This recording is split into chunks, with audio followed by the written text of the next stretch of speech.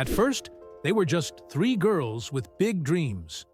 Then, the Supremes became a global sensation, with hit after hit. But something shifted. One person got all the attention, and the others were left behind. Promises were broken, and friendships fell apart. Diana Ross has now confirmed what really went on, and it's worse than anyone imagined. Diana Ross was born on March 26, 1944, in Detroit, Michigan. Her parents worked hard to provide for their family. Diana was actually named Diane when she was born, but a mistake on her birth certificate changed it to Diana, and the name stuck. She was the second of 6 kids, growing up in a crowded but lively household. Detroit in the 1940s and 50s was changing quickly. Many African-American families were moving there from the South, hoping for better jobs and a brighter future.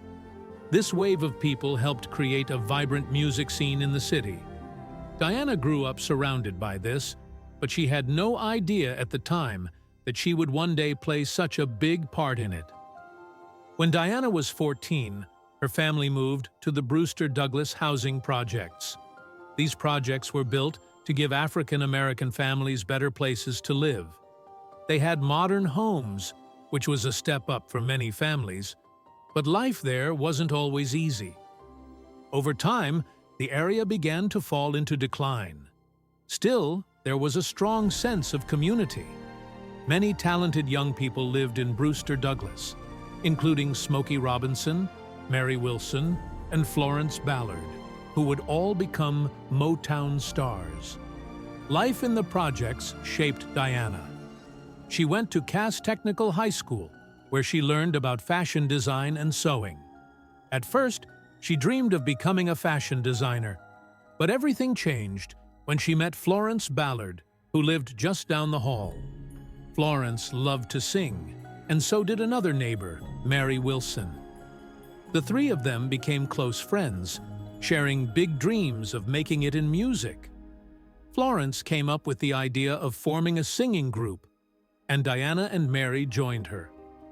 In 1959, when Diana was 15, the group officially formed.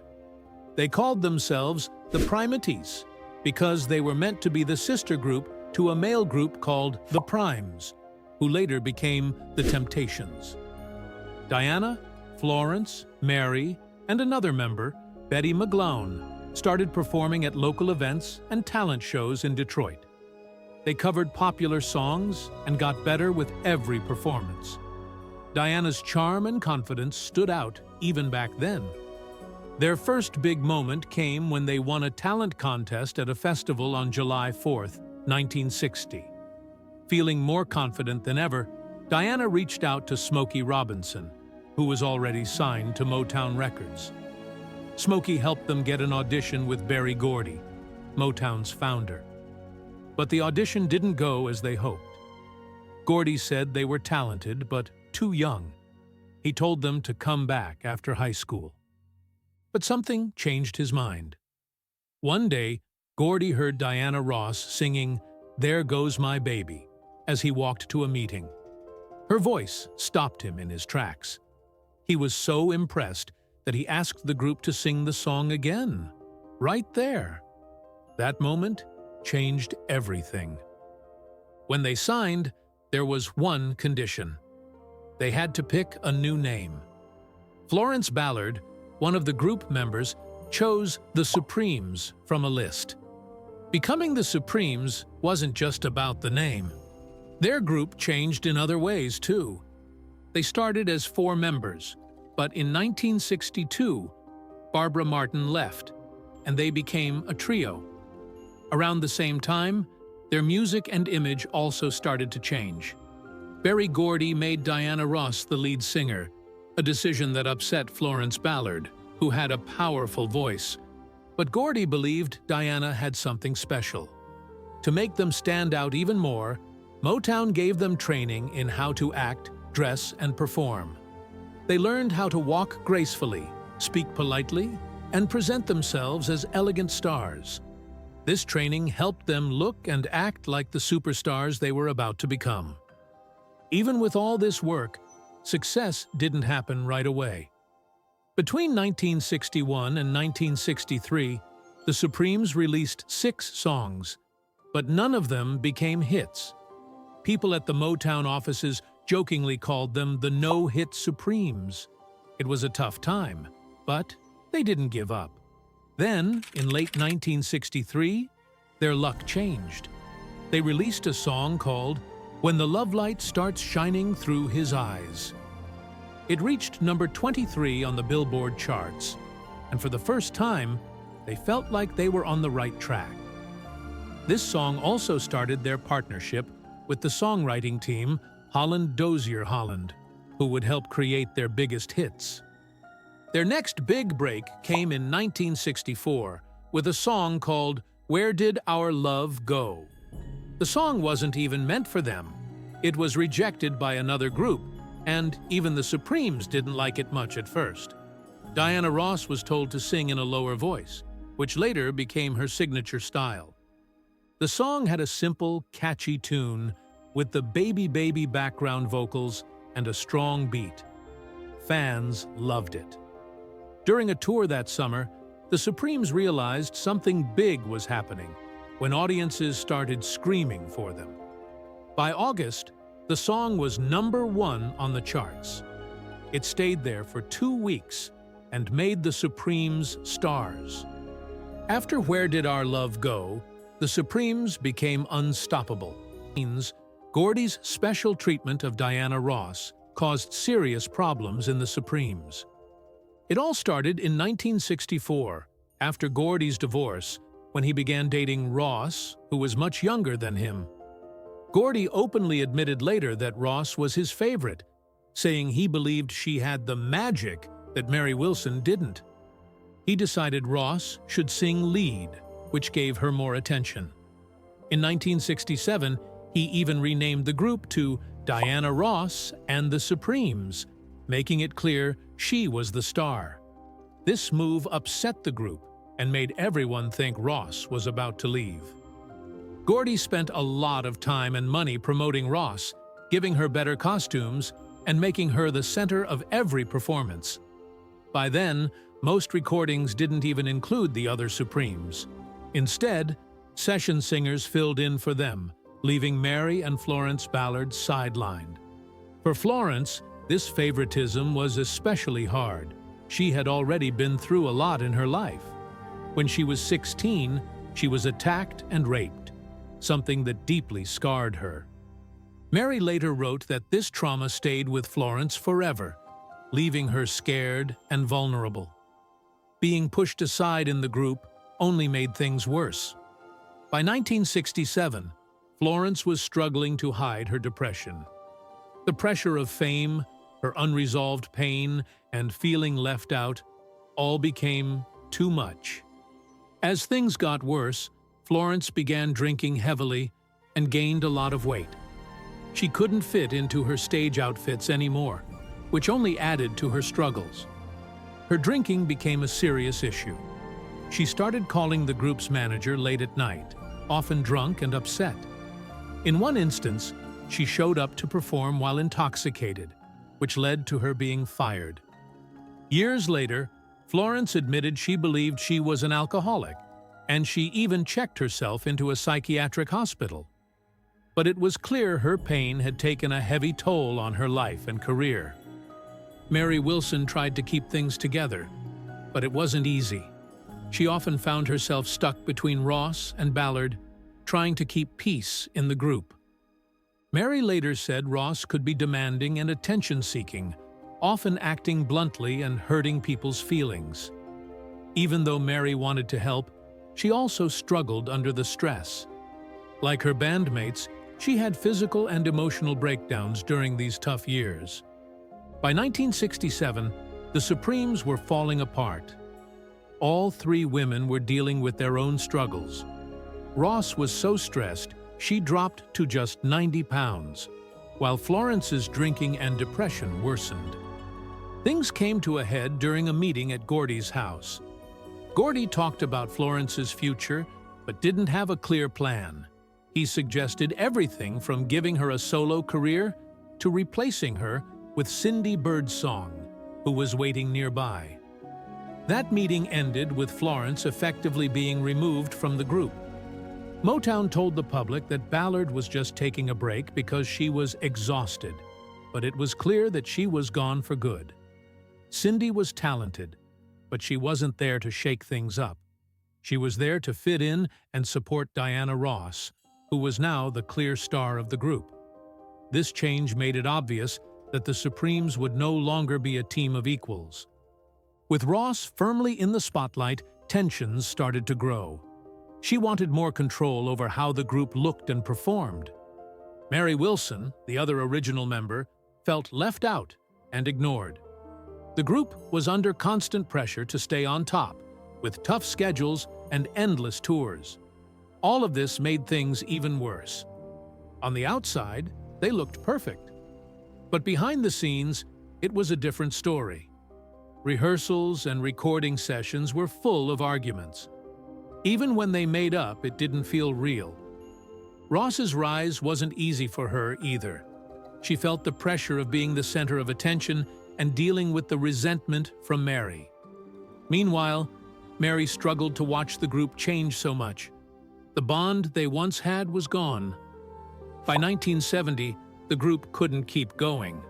Everyone knew Ross was planning to leave for a solo career. On January 14, 1970, Diana Ross and the Supremes performed their last show together at the Frontier Hotel in Las Vegas. It was the end of an era. After leaving the Supremes, she started her solo career with her debut album, Diana Ross, in 1970. The album's first single, Reach Out and Touch, Somebody's Hand, was released earlier that year. While it only reached number 20 on the charts, her next single changed everything. Ain't No Mountain High Enough, a powerful cover of a Marvin Gaye and Tammy Terrell hit, became her first #1 solo song. It stayed at the top of the charts for 3 weeks and sold over 1 million copies. This song made her a star all over again, earning her a Grammy nomination and helping her album become a success. By the end of its run, the album sold over 500,000 copies, proving Diana was just as strong on her own as she had been with the Supremes. Her success didn't stop with music. In 1972, she made her acting debut, playing jazz legend Billie Holiday in the movie Lady Sings the Blues. Critics loved her performance, and she earned an Academy Award nomination and a Golden Globe. The movie's soundtrack was just as successful, staying at #1 on the charts for over a year. A few years later, in 1975, Diana starred in Mahogany, playing a fashion designer. She even designed some of the costumes herself. The theme song, Do You Know Where You're Going To, became another #1 hit and was nominated for an Oscar. In 1978, she took on the iconic role of Dorothy in The Wiz, a modern version of The Wizard of Oz. While the movie didn't get great reviews at first, it later became a cult favorite and showed just how versatile Diana was. Despite all her success, Diana's relationship with the Grammy Awards has always been complicated. Over her long career, she's been nominated 13 times, but has never won. Her first nomination was in 1965 with the Supremes for Baby Love, and her first solo nomination came in 1971 for Ain't No Mountain High Enough. Even though she's never taken home a competitive Grammy, she was given a Lifetime Achievement Award in 2012 for her impact on music. In 2023, she also accepted a similar award on behalf of the Supremes. These honors recognized her incredible influence on the industry, even if individual wins have eluded her. Motown Records played a huge role in Diana's life. After leaving the Supremes, she stayed with the label, working closely with its founder, Berry Gordy Jr. Together, they created many of her solo hits. But in 1981, she made a bold move and signed a $20 million contract with RCA Records. It was the biggest deal of its kind at the time, and it shocked the music world. A few years later, in 1989, she returned to Motown, where she released more music, including her Grammy-nominated 2021 album, Thank You.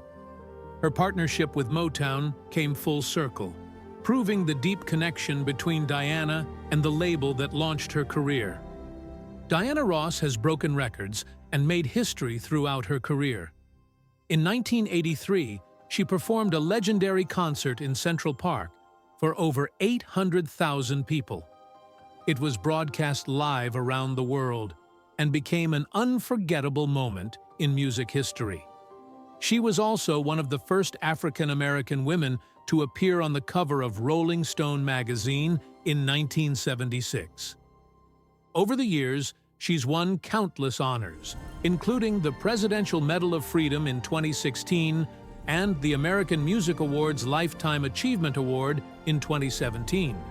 She even holds a Guinness World Record for having more hits on the charts than any other female artist, with over 75 songs. But in 1971, Diana Ross faced a complicated situation. She was pregnant with Gordy's child, but worried about the impact it might have on her career. To avoid scandal, she married Robert Ellis Silberstein while pregnant. When their daughter, Rhonda, was born, Silberstein stepped in as her father, even though he knew the truth. Gordy stayed in Rhonda's life, but only as Uncle Barry. Ross decided to keep Rhonda's true parentage a secret until she was old enough to understand. When Rhonda eventually learned the truth, she handled it well. Years later, during an interview on The Oprah Winfrey Show, Ross publicly confirmed that Gordy was Rhonda's biological father. As Ross's fame grew, so did the challenges in her relationship with Gordy. In 1975, while filming Mahogany, which Gordy directed, they clashed over creative differences. The arguments became so intense that Ross left the production before it was finished.